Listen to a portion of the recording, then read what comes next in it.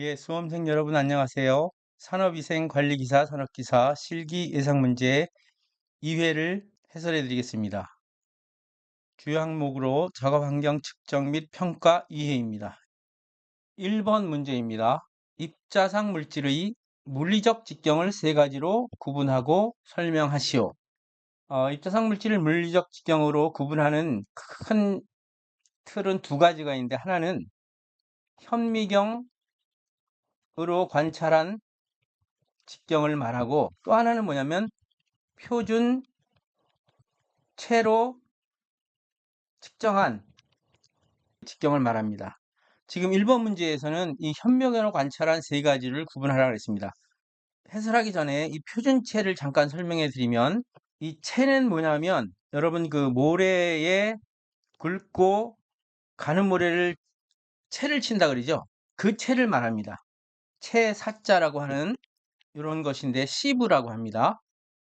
이걸로 측정을 하면 그 측정의 단위가 메시거든요. MESH, 즉 1인치 1인치 되는 정사각형 요 넓이가 1메시고요. 이게 이렇게 구분이 되면 2메시, 격자 무늬가 구분될수록 메시가 올라갑니다. 이 표준치를 측정하면 최종적으로 측정할 수 있는 가장 적은 직경은 47 마이크로메타까지 측정할 수 있습니다. 지금 1번의 문제는 이것이 아니고 현미경으로 관찰한 세 가지를 구분하고 설명하라고 했습니다. 그 중에 하나가 마틴 경입니다. 마틴이라는 분이 제안해가지고 마틴 직경이라고 하는데, 밑에 그림을 보면서 설명해 드리겠습니다. 지금 이 음영으로 되어 있는 이 입자상 물질, 즉 입자상 물질은 거의 부정형입니다. 완전한 구가 아닌 제멋대로 생긴 형태가 부정형인데, 이런 음영을 가진 입자상 물질이 있다고 하면 입자상 물질의 면적을 2등분, 여기서 보면 위에 면적하고 아래 면적하고 같죠. 그 2등분한 요 길이, 요걸 갖다가 마틴경이라고 하고, 여기서도 보면 셋 중에서 제일 거리가 짧아요, 직경. 그래서 과소 평가할 수 있는 단점이 있는 직경입니다. 두 번째 직경은 페렛 직경이라고 해가지고 페렛경인데, 이것도 페렛이라는 분이 제안한 그러한 직경인데, 이건 뭐냐면 그 입자상 물질이 있을 때 한쪽 끝 가장자리와 다른 쪽 가장자리를 이은 사이의 거리고, 여기서도 보면 페렛 직경이 가장 깁니다. 그래서 과대평가할 가능성이 있는 직경입니다. 이제 세 번째로는 현미경으로 관찰한 직경 중에 제일 합당한 직경을 의미하고 있는데, 등면적 직경, 다른 말로 투영 면적경, 즉 입자상 물질을 그림자로, 빛을 통해서 그림자로 비춘 형태의 면적과 똑같은 가상의 원, 그 가상의 원의 면적을 가진 원의 직경입니다. 즉 가장 정확한 직경이라고 인정받는 직경이 투영 면적경인데, 보통 마틴경이 제일 적고 그 다음에 여기 나오는 등면적경이 그 다음이고, 그 다음에 페렛 직경이 제일 큰 이런 형태를 가지고 있다는 거 꼭 알아두시기 바랍니다. 2번 문제입니다. 공기역학적 직경에 대해 서술하시오. 앞에서도 얘기했지만 그 물리적 직경을 보통 산업위생에는 일부 특별한 경우에만 사용하고, 거의 대부분은 산업위생에서는 공기역학적 직경을 갖다가 사용하고 있습니다. 이 공기역학적 직경은 산업위생에서도 사용하지만 대기 환경에서도 여러분 그 입자성 물질을 제어하는 장치 중에 우리가 중력 집진장치, 관성력 집진장치, 원심력 집진장치, 여과 집진장치, 세정 집진장치, 전기 집진장치, 이렇게 6개가 있잖아요. 크게 나눠서. 이때에 처리하는 직경도 이 공기역학적 직경입니다. 그래서 공기역학적 직경에 대해서는 여러분들이 완벽하게 좀 알아두셔야 되는데, 뭐냐면 공기역학적 직경을 우리는 다른 말로 유체역학적 직경이라고 하고, 그것은 이렇게 설명할 수 있습니다. 대상먼지와 침강 속도가 같아야 됩니다. 이 대상먼지와 침강 속도가 같다는 말은 여러분 스토크스 직경이라고 들어보셨죠? 스토크스 직경을 의미하고 그 다음에 밀도가 1g/세제곱 센티입니다.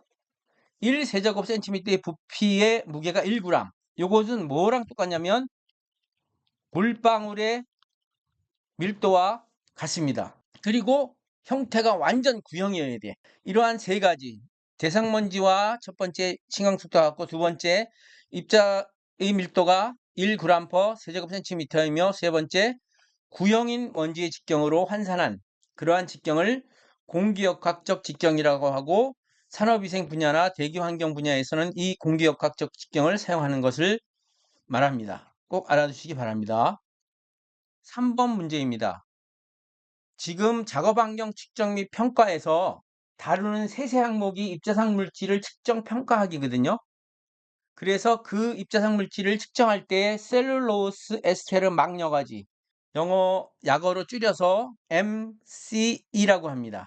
멤브레인 셀룰로스 에스테르라고 해가지고 가장 많이 사용되는 그러한 여과지인데 MC 여과지의 장단점 세 가지씩을 써시오 해서 장점 3점 단점 3점. 그래서 장점을 보면 이 MC 여과지는 입자상 물질을 측정할 때 가격이 저렴하고 또 입자상 물질 중에 그 금속을 분석할 때는 산에 녹여야 되거든요. 그래서 산에 쉽게 용해가 되고 그 다음에 또 태울 수 있거든요. 태울 때 재가 적게 남는 장점이 있고 중금속 치료 채취에 유리하다. 우리 보통 중금속은 무거운 금속 중자를 쓰죠. 보통 비중이나 밀도가 4 이상의 물질을 우리는 중금속이라고 합니다.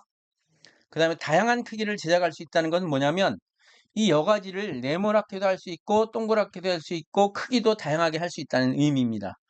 요 5가지 중에 3가지를 쓰시라는 얘기고 단점은 전체적으로 균일하게 제조되지 않는다는 뭐냐면 하나의 어떤 여과지에 이쪽 부분의 성분하고 이쪽 부분의 성분이 거의 같습니다만은 완전히 균일하지가 않다 이런 의미고 두 번째는 채취효율이 유동적이며 유량 저항이 일정하지 않다. 이것도 균일하게 제조되지 않은 결과로서 이러한 단점이 있을 수 있고요.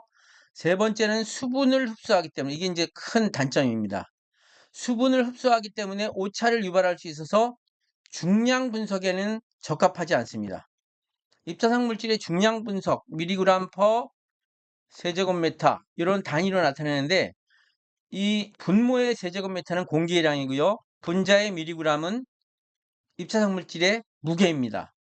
이러한 중량 분석에 적합하지 않는다. 그러면 입자상 물질의 중량 분석은 어떤 것으로 하냐면 PVC 여과지라는 쉽게 얘기해서 비닐 여과지 같은 것을 사용한다는 거 알아두시기 바랍니다. 4번 문제입니다. 입자상 물질이나 가스상 물질을 공기 중에 채취할 때 그 농도를 밝힐 때 제일 중요한 것이 공기의 채취량입니다. 이 공기의 채취량이 틀리면 농도 자체가 틀려지거든요. 즉 ppm도 그렇고 그 다음에 미리그램 퍼 세제곱미터도 그렇고 이 ppm은 공기를 취급할 때 밀리리터 퍼 세제곱미터랑 똑같고요. 그래서 얘와 얘의 단위를 비교해 볼 때 분모의 세제곱미터는 공기의 부피입니다. 그리고 분자의 ppm의 밀리리터는 요거는 기체상 물질의 그 세제곱미터의 공기에 포함되어 있는 부피를 말하고 여기에 미리그램은 이제 입자상 물질의 아까도 얘기했던 무게를 말하죠. 그러면 얘가 굉장히 중요하다 그랬죠. 공기 채취량이. 그 공기 채취량이 정확하게 채취되었느냐 안 되었느냐를 갖다가 확인하는 방법이 1차 표준 보정기구 또는 2차 표준 보정기구 이것을 사용합니다. 이것을 사용해서 측정해야지 이 공기 채취량의 정확도를 파악할 수 있어요. 그래서 그 1차 표준 보정기구와 2차 표준 보정기구의 그 정확도의 퍼센테이지와 종류를 2가지씩 쓰시오 해가지고 1차 표준기구 정확도 종류 2가지 3점, 2차 표준기구 정확도 종류 2가지 3점 했는데 해설해 보시면 정확도 1차 표준기구는 플러스 마이너스 1% 이내여야 됩니다. 종류로는 이거 스피로미터라고 해가지고 그냥 스피로미터 이렇게 써도 되는데 이게 영어입니다. 우리나라 말로는 폐활량계. 두 번째는 무마찰 거품관. 똑같은 말로 비누 거품 메타. 영어로는 프릭션리스 피스톤미터. 물론 영어로 써도 맞습니다. 그 다음에 피토관. 다른 책에서는 피토우관 이런 게 있는데 지금 저 한글법으로 맞추면 피토관이 됩니다. 그 다음에 가스 취한병 유리 피스톤미터. 하나, 둘, 셋, 넷, 5개 중에 2가지를 쓰면 되고요. 2차 표준 보정기구는 정확도는 플러스 마이너스 5% 이내고요. 종류로는 웻 테스트미터, 드라이 가스미터, 로토미터, 오리피스미터, 벤투리미터, 베인 아네모미터. 여기서 웻 테스트미터는 습식 가스미터라고 부르기도 하고 드라이 가스미터는 건식 가스미터라고 부르기도 합니다. 이 중에 2가지를 쓰시면 되겠죠. 5번 문제입니다. 다음은 고용노동부 고시인 작업환경 측정 및 정도 관리 등에 관한 고시에서 정의한 용어들이다. 이 용어들이 무엇을 의미하는지를 갖다가 가로넣기로 5개가 나와서 5점으로 부여했습니다.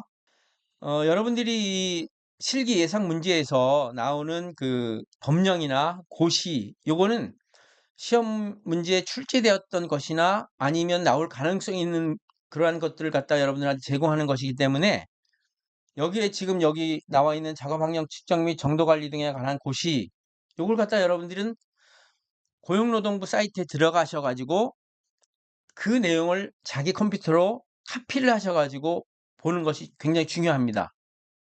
그래야지 여러분들이 그걸 갖다 확실히 알 수 있고 그리고 또 이러한 고시나 규정이나 법령들이 우리가 공부하는 산업위생에 핵심적인 내용이 많이 들어가 있어요. 그렇기 때문에 문제가 되는 거거든요. 자, 1번을 봅시다. 분석치가 참값, 이 참값 키포인트예요. 키워드예요. 얼마나 접근하였는가 하는 수치상의 표현을 우리는 정확도라고 합니다. 정확도는 영어로 accuracy라고 하고 영어의 그 스펠링하고 그게 우리의 정의하고 약간 다르게 주장하시는 분들도 있지만 학문적으로는 정확도는 accuracy고요. 2번 봅시다. 일정한 물질에 대해 반복 측정 분석. 이 반복이라는 또 키워드입니다. 분석했을 때 나타나는 자료의 분석치가 반복적으로 측정하니까 변동의 크기가 일어나요. 그게 얼마나 작은가 하는 수치상의 표현을 우리는 정밀도라고 합니다. 그래서 정밀도는 프리시전이라고 해요. 그래서 정확도와 정밀도를 갖다가 합쳐서 우리는 정도라고 합니다. 그래서 이 정도를 관리하는 정도 관리라는 또 이 분야가 굉장히 중요해요. 측정치의 정확도와 정밀도가 확실한가? 이왕 정확도 정밀도 나왔으니까 여러분들한테 이 정확도와 정밀도의 정의를 확실하게 설명해 드리기 위해서 양궁 아시죠? 양궁 표적지를 보시면 여기 10점, 9점, 8점, 뭐 7점 이렇게 나와 있죠. 그 정확도는 이 10점 내에 3발을 쐈을 때 다 맞으면 정확도 있다 그러죠. 그래서 정밀도는 조금 다릅니다. 정밀도는 만약에 어떤 궁사가 쏴서 같은 지역에 같은 부분에 많이 맞으면 정밀도는 있어요. 그렇지만 정확도는 없고요. 그런 의미가 됩니다. 그래서 측정을 할 때는 이 정확도와 정밀도가 확실해야 된다. 지금 여기는 정확도도 있고 정밀도가 있는 거잖아요. 정도 관리다. 그런 걸 확실히 알아두시고 3번째, 작업 환경 측정 대상이 되는 작업장 또는 공정에서 정상적인 작업을 수행하는 요 키워드가 나옵니다. 동일 노출 집단의 근로자가 작업을 하는 장소를 우리는 단위 작업 장소. 예전에 어떤 시험에는 이 단위 작업 장소의 설명을 쓰라는 문제도 나와 있습니다. 어떤 작업장에 작업을 할 때에 똑같은 오염물질을 받는 근로자의 집단이 있을 수 있잖아요. 그쵸? 그러한 장소를 단위 작업 장소라고 해요. 이 단위 작업 장소를 갖다가 선정하는 이유는 뭐냐면 그 측정하는 개인 시료 측정이나 지역 시료 측정할 때 그 측정 수를 줄이기, 경제적으로 줄이는 그러한 방법도 있고 그러니까 그런 의미로서 단위 작업 장소라고 하고요. 4번 시료 채취기를 이용하여 가스 증기, 흉, 분진, 미스트 등을 근로자의 작업 행동 범위에서 호흡기 높이까지 고정하여 채취하는 것을 우리는 지역 시료 채취라고 합니다. 작업 환경 측정의 시료 채취는 개인 시료 채취와 지역 시료 채취 두 가지가 있는데 기본적으로 개인 시료를 채취해야 됩니다. 작업자의 신체에 시료 채취 장치를 부착시켜야지 채취하는 게 가장 좋은데 그런 형편이 안 되면 이제 지역 시료 채취를 해야 됩니다. 그럴 때에는 근로자의 행동 범위에서 호흡기 높이에 고정해야 된다. 그래서 이제 1.2에서 1.5m 바닥에서 그래서 그걸 지역 시료 채취라고 하고 이제 5번 봅시다. 작업 환경 측정 분석 결과에 대한 정확성과 정밀도를 확보하기 위해 작업 환경 측정 기관의 측정 분석 능력을 확인하고 그 결과에 따라 지도 교육 등 측정 분석 능력을 향상하기 위하여 행하는 모든 관리적 수단을 정도 관리. 아까 어큐러시하고 프리시전 설명할 때 충분히 설명했죠. 그걸 정도 관리라고 한다. 용어들이 제대로 쓰여졌냐 해서 5점을 부여하고 있습니다. 6번 문제입니다. 작업 환경 측정 시 아까 단위 작업 장소 얘기 나올 때 동일 노출 그룹이라는 말이 나왔죠. 다른 말로 또 유사 노출 그룹이라고 합니다. 영어로는 HEG라고 하는데 이 의미 설정과 이유를 세 가지 쓰시오. 그래서 이 동일 노출 그룹은 노출되는 유해인자의 농도와 특성이 유사하거나 동일한 근로자 그룹을 말하며 유해인자의 특성이 동일하다는 것은 노출되는 유해인자가 동일하고 농도가 일정한 변이 내에서 통계적으로 유사하다는 의미를 가지고 있습니다. 그리고 그 설정하는 이유 세 가지는 시료 채취 수를 경제적으로 할 수 있다. 한 시료 채취할 때마다 그 비용을 지불해야 되기 때문에 시료 채취 수가 적어야지 경제적으로 할 수 있기 때문에 그렇습니다. 두 번째, 모든 근로자의 노출 농도를 평가할 수 있는 것이기 때문입니다. 그다음 세 번째, 작업장에서 모니터링하고 관리해야 할 우선적인 그룹을 결정할 수가 있고 네 번째, 이 역학조사를 수행할 때 사건이 발생된 근로자가 속한 유사 노출 그룹, 즉 동일 노출 그룹의 노출 농도를 근거로 노출 원인 및 농도를 추정할 수 있다. 이 네 가지의 동일 노출 그룹 설정 이유가 있는데 그 중에서 이제 세 가지만 쓰면 되겠죠. 의미가 2점이고 여기 3점 해서 5점이 부여되고 있습니다. 그런데 여기 의미를 쓸 때 이 내용을 그대로 안 써도 돼요. 이 내용의 의미와 비슷하게 썼으면 채점자의 그 판단에 의해서 점수를 부여할 수도 있는 것입니다. 7번 문제입니다. 산업안전 보건에 관한 규칙. 아까 설명했죠. 작업환경 설명할 때처럼 이것도 여러분들이 고용노동부 사이트에 들어가셔서 산업안전보건에 관한 규칙을 좀 카피하시고 근데 여기는 이제 안전도 나오기 때문에 안전 분야는 이제 빼고 한번 보시는 게 좋은데 여기에서는 소음 작업의 정의와 충격 소음의 작업의 정의를 설명하고 충격 소음 시 각 데시벨별로 초과하는 소음의 1회 수에 대해서 정확히 적으라 해서 충격 소음의 발생 조건에 1, 2, 3이 있습니다. 산업안전보건에 관한 규칙 512조에 소음 작업의 정의가 있습니다. 1일 8시간 작업을 기준으로 85데시벨 이상의 소음이 발생하는 작업을 우리는 규칙에서는 소음 작업이라고 하고 소음 작업하고 또 소음 기준 TLB는 틀립니다. 소음 기준은 90데시벨이 소음 기준이고요. 소음 작업은 이제 85데시벨 이상이고요. 이거 헷갈리지 마시고 또 충격 소음이란 것은 뭐냐면 이 소음 작업은 기본적으로 연속 소음이 줍니다.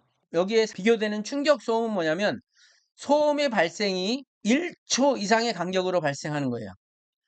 연소음은 1초가 안 되게 계속해서 소리가 나는 거죠.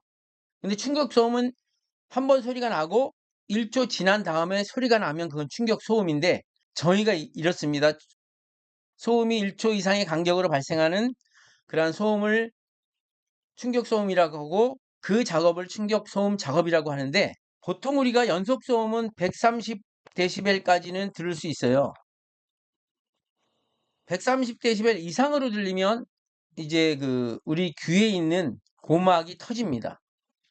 그런데 충격 소음은 짧은 간격으로 나는 소음이기 때문에 120dB 초과하는 소음도 있을 수 있고 130dB 초과하는 소음이 있을 수 있고 140dB 이상 초과하는 소음이 있을 수 있어요. 발생 조건이 1일에 120dB는 만 회 이상 발생되는 작업이라고 하고 그 다음에 130dB는 1일에 1000회 이상 발생되는 작업 140dB는 굉장히 큰 소음이기 때문에 100회 이렇게 수치가 틀립니다. 확실하게 인식해 주시기 바랍니다. 8번 문제입니다. 음원의 위치가 다음과 같을 경우 지향지수 디렉티브 인덱스를 구하시오. 보통 음의 발생원이 어느 공간에 있느냐에 따라서 지향 계수와 지향 지수가 다르게 나타납니다. 여기 1번에 음원이 자유공간 주위에 아무런 막힌 게 없고 사방팔방으로 다 퍼져나갈 때에 지향계수 Q로 나타나는데 Q값은 1입니다. 이것도 좀 알아주세요. 그 다음에 어떤 바닥이나 천장에 이러한 음원이 있을 때 그러면 여러분 생각해 보세요. 이 자유공간에 있을 때 음이 사방팔방으로 퍼지기 때문에 완전 구형으로 퍼져나가죠. 그리고 그 중심에서 R만큼 떨어진 거리에 그 구의 표면적, 원의 면적은 파이R 제곱이죠. 구의 표면적은 4파이R 제곱이에요. 이러한 면적으로 퍼져나가고요. 소리의 세기도 그렇게 사방팔방으로 퍼져나가는데 바닥 위에 있으나 천장에 매달려 있을 때는 이 반원만 퍼져나갑니다. 이 밑으로는 완전히 막혀 있으니까 여기는 퍼져나가지 못하죠. 여기도 그렇고 천장도 그렇고 그때 지향 계수는 2입니다. 그리고 음원이 두 면에 접하는 여러분 그 두 면에 접하는 거기에 음원이 있을 때 그럴 때는 또 Q가 4입니다. 1, 2, 4. 그 다음 세면의 구석에 있을 때 8입니다. 그리고 이 지향 계수를 이용해서 지향 지수를 구하는 식이 위에도 나와 있지만 다시 한번 크게 쓰겠습니다. 지향 지수는 심로그 지향 계수입니다. 지금 여기서는 지향 네 가지 경우의 지향 지수를 구해라 그랬잖아요. 그럼 Q값을 여기다가 1번은 1을 대입하고 2번은 2를 대입하고 3번은 4, 4번은 8을 대입해 가지고 계산하면 됩니다. 그래서 1번은 자유공간에서 0dB, 반자유는 3, 그 다음에 두 면이 접할 때는 잘 생각해 보세요. 두 면이 접할 때는 퍼지는 면적이 표면적의 4분의 1밖에 안 돼요. 그 다음에 세 면이 접하면 그거이 또 반이거든요. 그러면 에너지는 자유공간에 있을 때는 완전히 다 퍼지지만 반자유는 에너지는 같지만 퍼지는 공간은 2분의 1로 줄어들고요. 두 면이 접했을 땐 또 그거의 2분의 1로 줄어들고 세 면이 접했을 땐 또 그거의 2분의 1로 줄어들어요. 그때의 지향 지수는 0, 3, 6, 9. 자, 몇 데시벨씩 올라갔어요? 3dB씩 올라갔죠. 그래서 소리의 세기가 2배로 늘어날수록 3dB씩 올라간다.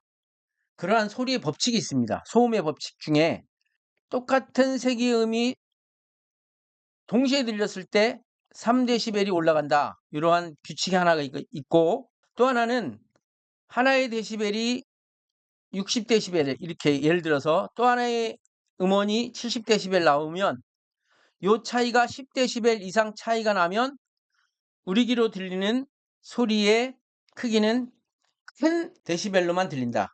예를 들어서 50하고 65가 똑같이 났어요. 데시벨이. 그러면 65밖에 안 들려요. 50은 들리지도 않습니다. 그러한 소음의 법칙이 있습니다. 확실히 좀 알아두시기 바랍니다. 9번 문제입니다. 인체와 환경 간의 열 교환으로 인한 열수지 방정식을 적고 이 수식에서 관여하는 인자를 설명하시오. 이건 뭐냐면 주로 이제 고열 작업, 왜 우리가 용광로나 아주 그 열이 많이 발생되는 그 작업 공간에서 일하는 분들에 대한 어떤 그 인체와 그 주변의 환경 사이에 교환이 있습니다. 인체와 환경 간의 열 교환식을 다른 말로 열수지 방정식이라고 하는데 요 공식 굉장히 중요합니다. 델타 S는 뭐냐면 생체 내 열 용량의 변화, 우리 몸에 열이 어떻게 변하느냐, 사실 이게 안 변해야지 우리가 가장 쾌적한 상태가 되는 거예요. 우리 몸에서 느끼는 바. 그러면 이 생체 내 열 용량 변화는 일단 M이 먼저입니다. M은 메타볼리즘이라고 대사 있잖아요. 우리가 음식을 먹게 되면 그 음식이 우리 몸속에서 소화가 되면서 열이 발생되죠. 그 열 에너지를 우리가 운동 에너지로 사용해서 움직이거든요.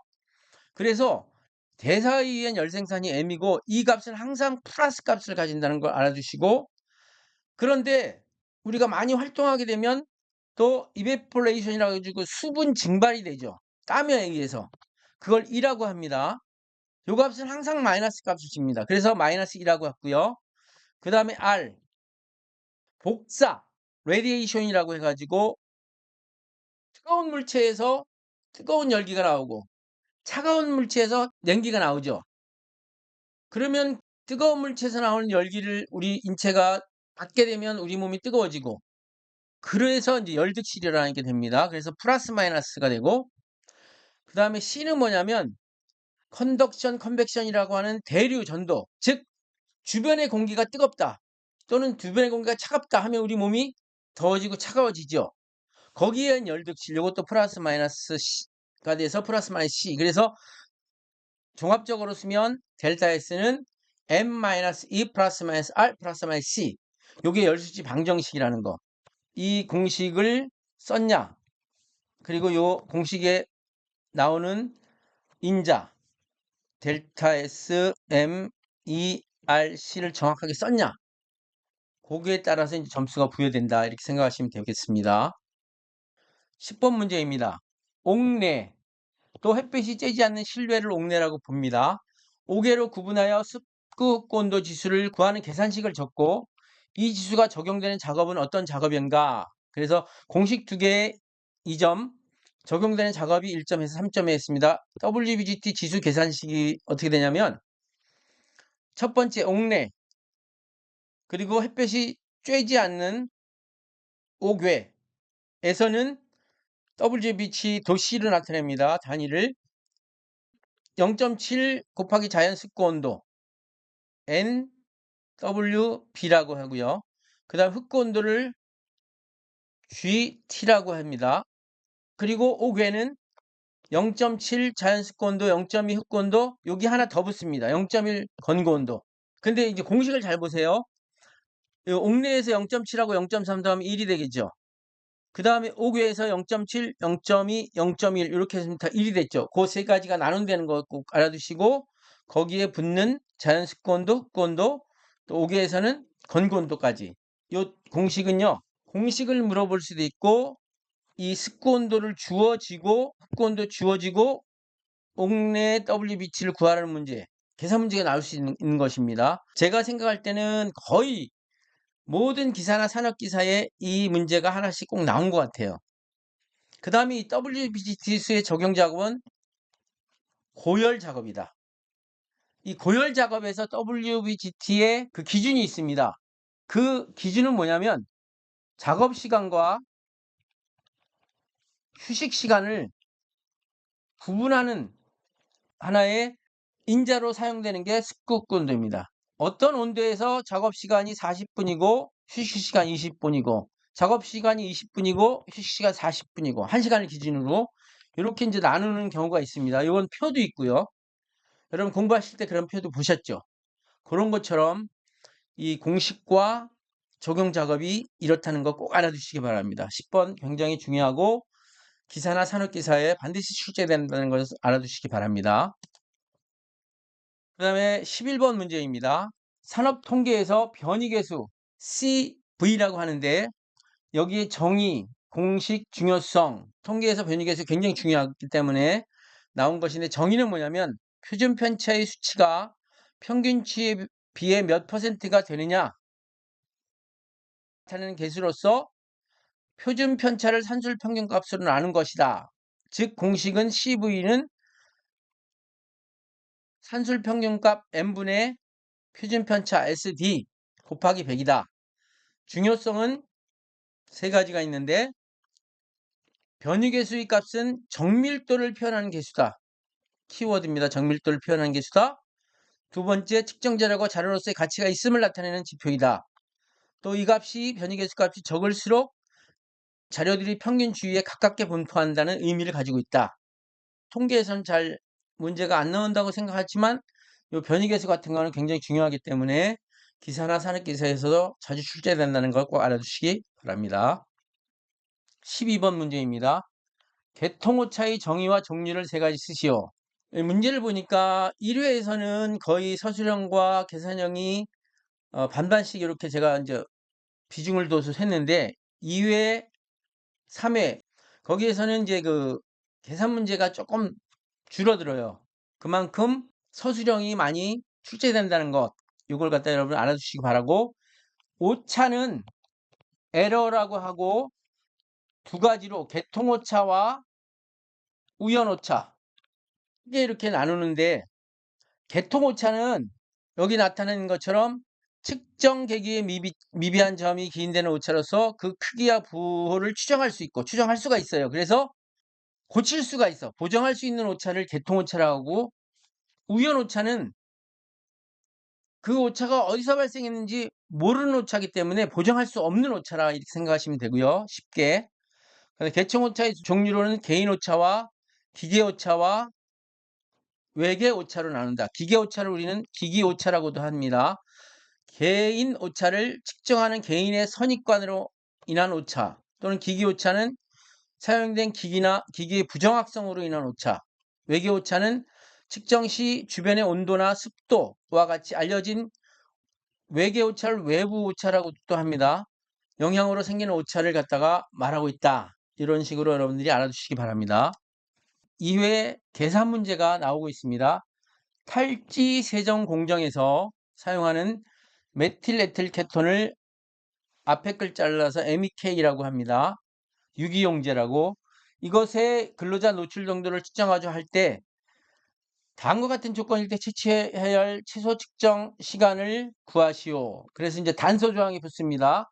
MEK, 메틸에틸 케톤의 분자량이 72.1, 활성탄간을 이용한 채취량이 시간당 50ml, 기체 크로마토그래피 정량 한계가 LOQ라고 해가지고 5마이크로그램, 그 다음에 MEK의 과거 노출 농도가 50mg/. 세제곱미터에 있다. 이 문제는 기사 문제 형태로는 많이 나오는데, 최소 채취 부피를 구하는 공식이 있습니다. 이 공식은 모르면 이 문제는 풀 수 없어요. 최소 채취 부피는 과거의 농도, 과거 노출 농도분의 주시 정량한계 LOQ입니다. 단서 조항에서 주어진 값이 과거 노출 농도가 50이고 50mg/. 세제곱미터이고 LOQ가 5마이크로그램인데, 분모의 미리그램하고 분자의 마이크로그램 단위가 같아야 되기 때문에 분자의 마이크로그램을 미리그램으로 환산했습니다. 그러면 다 지워지고 세제곱미터만 남죠. 그래서 여기다 1000을 곱하니까 0.1리터, 최소 채취 부피가 0.1리터예요. 근데 지금 몇 분 측정하냐고 물어봤잖아요. 그래서 최소 측정 시간은 뭐냐면 0.1리터를 채취하기 위해서 우리가 채취하는 유량이 50ml per minute인데 50ml를 리터로 환산하면 0.05가 되잖아요. 그죠? 그러면 리터 지워지고 2분이 됩니다.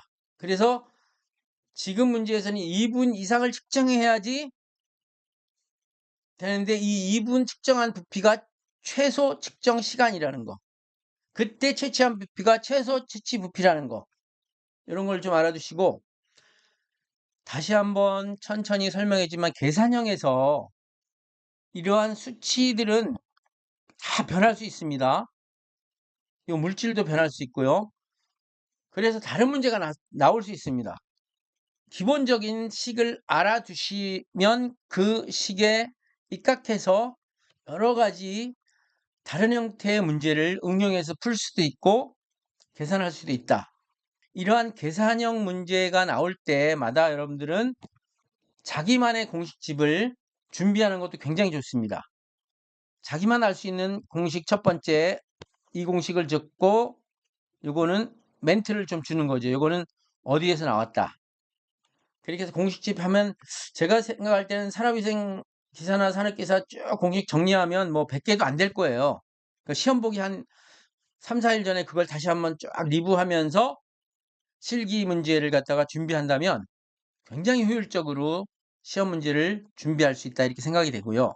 이 13번 문제에서 탈지 세정 공정이라고 나와 있지만 탈지는 뭐냐면 지방을 없애주는, 그러니까 기름때를 없애주는, 세정은 깨끗하게 해주는 거잖아요. 기름때를 없애주는 그러한 유기용제로 메틸에틸 케톤을 사용한다. 그러한 작업장이다 이렇게 생각하시면 되겠습니다. 14번 문제입니다. 출력이 1와트인, 사실 이게 W가 와트입니다. 와트는 뭐냐면 스피커의 그 어떤 출력을 말합니다. 출력. 이 스피커에 소리가 나올 때 이 출력이 셀수록 소리가 더욱 빵빵하게 나옵니다. 소리가 나는 음원이죠. 요게 점음원, 이거 자유공간 요 조건이 있습니다. 점음원은 뭐냐면 멀리서 볼 때는 하나의 점처럼 생긴 음원이에요. 라디오를 큰 공간에 매달아 놨다. 이럴 때 이제 점음원. 음원에는 점음원이 있고요. 선음원이 있고 면음원이 있습니다. 선음원 같은 경우는 보통 달리는 기차, 굉장히 길잖아요. 그리고 고속도로에 차가 많을 경우, 면음원은 굉장히 큰 면적에서 나오는 그런 건데 보통은 거의 면음원을 우리가 접할 수 없고 점음원, 선음원을 접할 수 있지만 이 자유공간으로부터 10m 떨어진 지점의 음압 수준, 중요한 공식이 하나 나옵니다. 음압 수준을 영어로는 사운드 프레저 레벨 해가지고 SPL이라고 해요. 단위는 데시벨입니다. 우리가 소음에서 이러한 그 수준 또는 레벨을 구할 때 PWL, SIL, SPL 요 세 가지가 굉장히 많이 나오는데 지금 여기서는 SPL을 물어보는데 SPL은 파워 레벨, 즉 음향 출력 레벨 빼기 20 로그 R-11입니다. 여기서 마이너스 11은 자유공간일 때는 마이너스 11. 그 다음에 반자유공간, 2분의 1 자유공간일 때는 세기가 똑같은 색이지만 공간이 2분의 1로 줄어들면 소리가 더 크게 들리겠죠. 그러면 요거는 3배 더 크게 들립니다. 그러면 요거는 2분의 1일 때는 요건 마이너스 8이 됩니다. 그것까지 알아두세요. 자, 그러면 여기서 주어진 문제에서 10m는 요건 떨어진 거리 R이에요. R. 그런데 PWL 모르잖아요. 그래서 PWL 공식 이겁니다. 원래 PWL 공식은 10 로그 W 5분의 W예요. W예요. 여기는 이 W는 와트를 말합니다. 근데 우리 귀로 들을 수 있는 가장 약한 출력이 요게 10의 마이너스 12승 와트입니다. 그래서 10의 마이너스 12승 대입하니까 1와트이잖아요. 그러니까 10의 마이너스 12승이 위로 올라가면 12가 되죠. 10의 12승이 되죠. 10의 12에 12가 올라오니까 120데시벨이 됐죠. 그럼 거기다 대입합니다. 120, 20 로그 10, R이 10이니까요. 그 다음에 11을 뺐어요. 요거 계산기 안 눌러도 그냥 계산이 됩니다. 20 로그 10은 20이죠. 왜냐면 로그 10이 1이니까. 그러면 마이너스 마이너스 마이너스 31이죠. 120에서 31 빼면 89데시벨이 됩니다. 정답이 89데시벨. 소음 분야에서 이러한 그 로그 계산이 거의 주를 이루어요. 그래서 소음을 공부할 때 또 이런 로그 계산이 있기 때문에 좀 재밌기도 합니다. 15번 문제입니다. 15번 문제도 이제 소음을 계산하는 문제인데 소음을 측정했더니 하나, 둘, 셋, 넷, 다섯, 6개를 측정했어요. 어떤 작업장에서. 그럼 이 소음의 평균이 어떻게 되느냐? 자, 이 소음의 평균 음압 수준을 우리는 L, 평균은 보통 바를 쓰죠. 그래서 원래는 이제 SPL 바 이렇게 써야 되는데 여기 너무 복잡하니까 그냥 L바를 썼는데 L바는 L 마이너스 10로그 L. 요거 공식도 중요합니다. 이 공식에서 L은 뭐냐면 소음의 합이에요. 소음의 합 공식은 또 이겁니다. 10로그 대괄호 10의 10승분의 L1. 여기서 L1이 요게 L1, L2, L3 이렇게 됩니다. L6까지 있죠. 그걸 10으로 다 나누니까 8.5, 9.5, 10, 9.8, 9.1, 8.7 이렇게 되죠. 그래서 계산기로 요건 두들게 됩니다.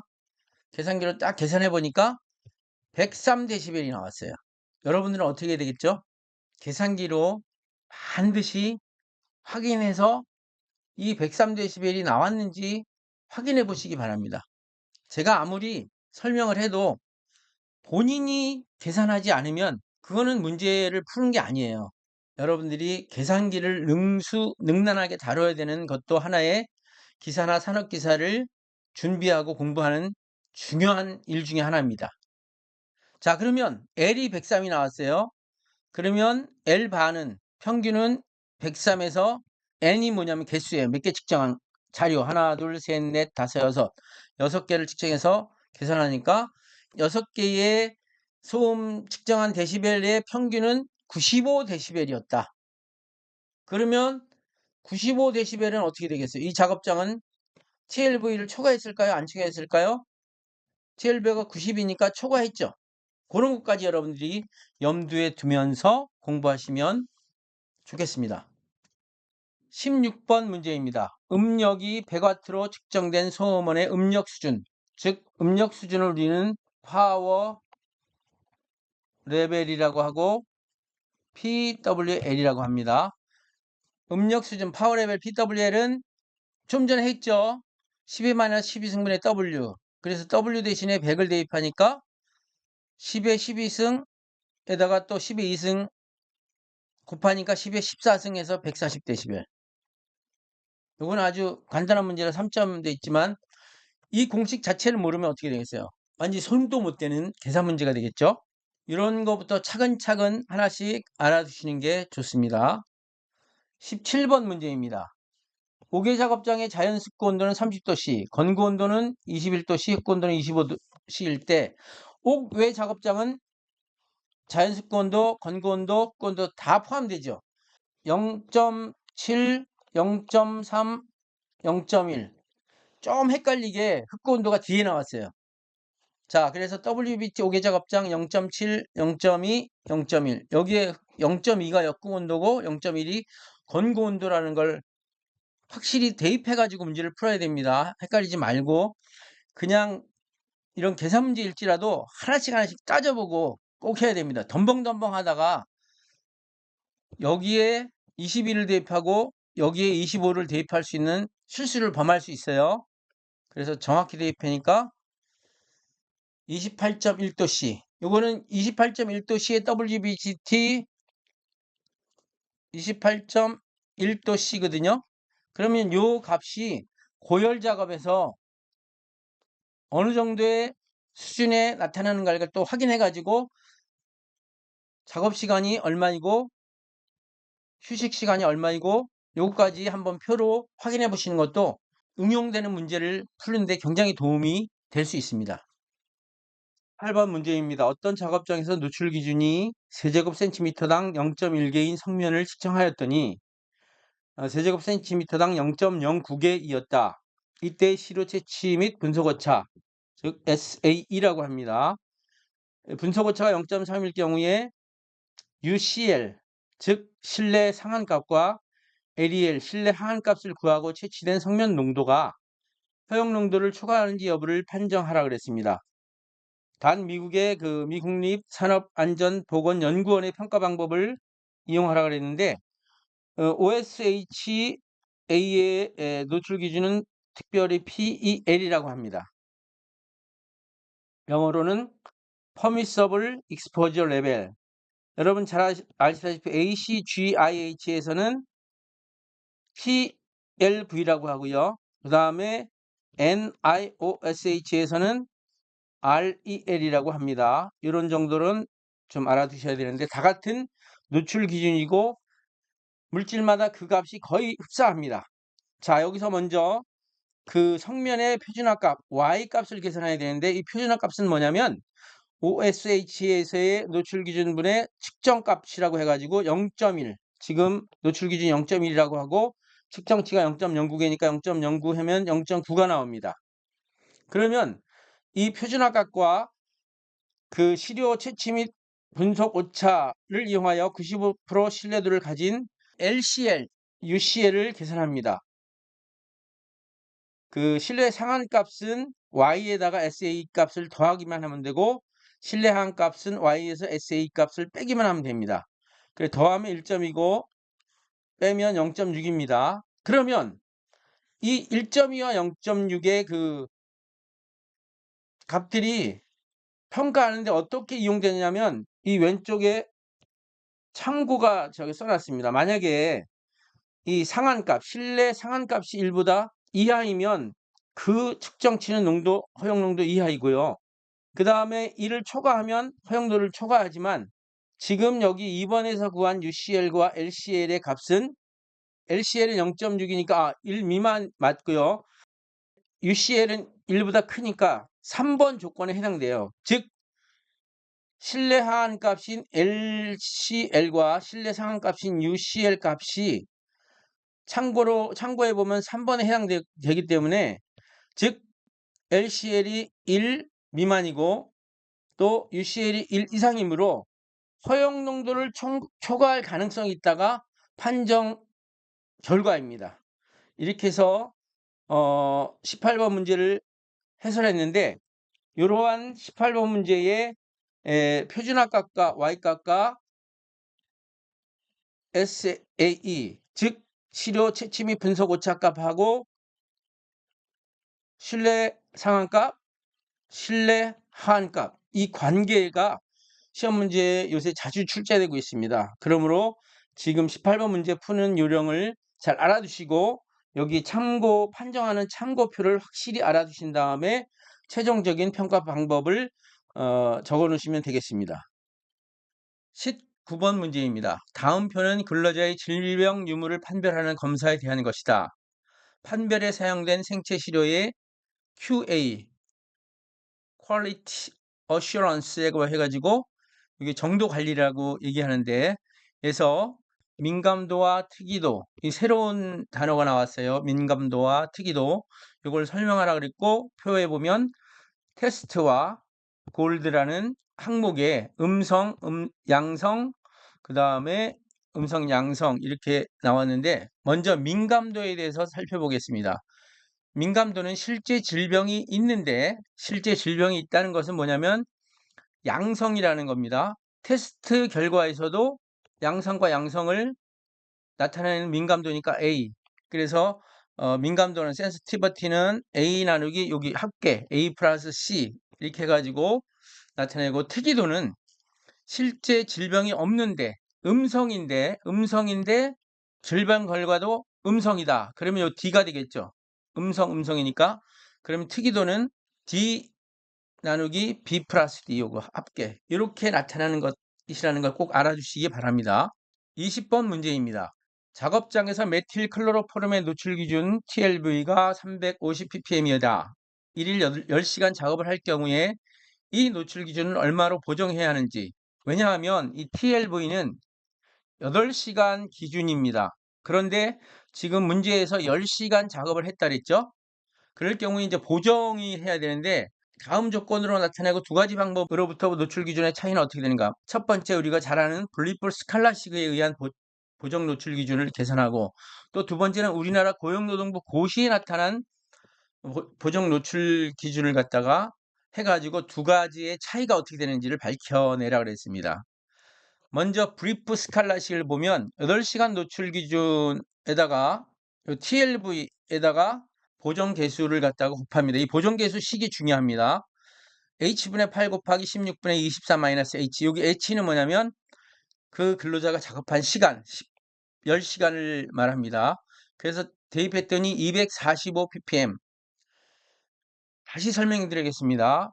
원래 8시간은 350 ppm인데 근로자가 2시간 더 일했으면 요 TLV 값은 낮아져야지 됩니다. 그래야지 오랜 시간 근무해도 근로자의 건강에는 영향을 미치지 않는다. 이런 식으로 나타나기 때문에 보정을 해보니까 245ppm이 됐고요. 우리나라 고용노동부 고시에 나타난 보정 노출 기준식은 8시간 노출 기준에서 그냥 단순하게 이거 H분의 8을 곱하는 것입니다. 그래서 350 곱하기 10분의 8 하니까 280ppm 됐죠. 280ppm. 따라서 우리나라 고용노동부 고시에 나타난 보정 노출 기준식으로 계산한 값이 브리프 스칼라식에 의한 계산값보다 35ppm 정도 높다. TLV 값이 높다는 것은 뭐냐면 그만큼 작업장에서 노출되는 오염물질의 노출 기준을 약간 완화시켰다고 생각하시면 됩니다. 이상으로 산업위생관리기사, 산업기사 실기예상 문제 2회 작업환경 측정 및 평가에 대한 해설을 마치겠습니다. 감사합니다.